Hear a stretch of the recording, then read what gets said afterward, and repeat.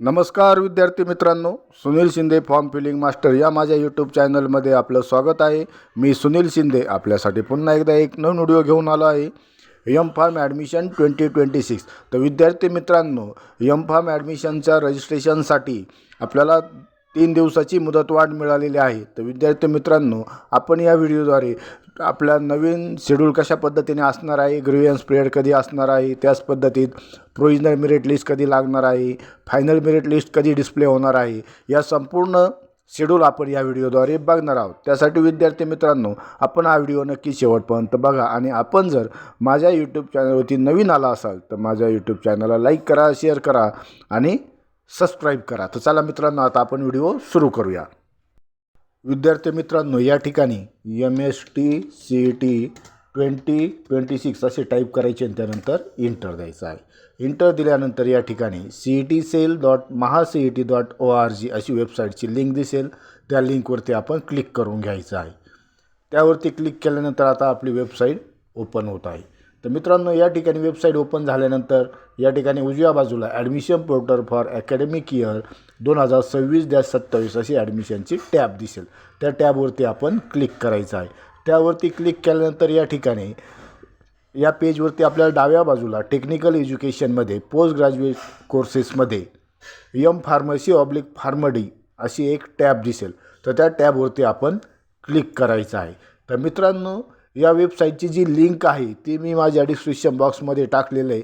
आपल्याला जर संपूर्ण शेड्यूल बघायचं असेल तर आपण त्या लिंकवरून पण शेड्यूल बघू शकता। तर आता या ठिकाणी आपली वेबसाईट ओपन झाल्यानंतर या ठिकाणी इम्पॉर्टंट लिंकमध्ये the registration process has been extended to 6/8/2026 पर्यंत एक्सटेंडेड झालेली। तर आता आपल्याला संपूर्ण शेड्यूल बघून घ्यायचं आहे। तर या ठिकाणी संपूर्ण शेड्यूल बघण्यासाठी इम्पॉर्टंट डेट या टॅबवरती क्लिक करायचं आहे। त्यावरती क्लिक केल्यानंतर आता आपल्याला संपूर्ण शेड्यूल दिसणार आहे। तर विद्यार्थी मित्रांनो, आता जे आपलं नवीन शेड्यूल आलं आहे, आपल्या ज्या डेट एक्सटेंड झालेली आहे आणि जे 2-3 दिवस आपल्याला मुदतवाढ मिळालेली आहे, तर ती या पद्धतीत आहे। Online registration of application and uploading the required documents by candidate for admission on website. तर ते आता 16 जुलैपासून सुरू झाले आणि त्याची लास्ट डेट ही 6 ऑगस्ट 2026 पर्यंत 5 वाजेपर्यंत असणार आहे। आणि त्यानंतर documents verification and confirmation of application form for admission by online mode. तर डॉक्युमेंट्स व्हेरिफिकेशन आणि कन्फर्मेशन हे 7 ऑगस्ट 2026 पर्यंत आहे आणि त्याचे 5 वाजेपर्यंत असणार आहे। आणि त्यानंतर मित्रांनो, आपल्याला प्रोविजनल मेरिट लिस्ट डिस्प्ले होणार आहे नवीन टाईम टेबलनुसार 9 ऑगस्ट 2026 रोजी डिस्प्ले होणार आहे।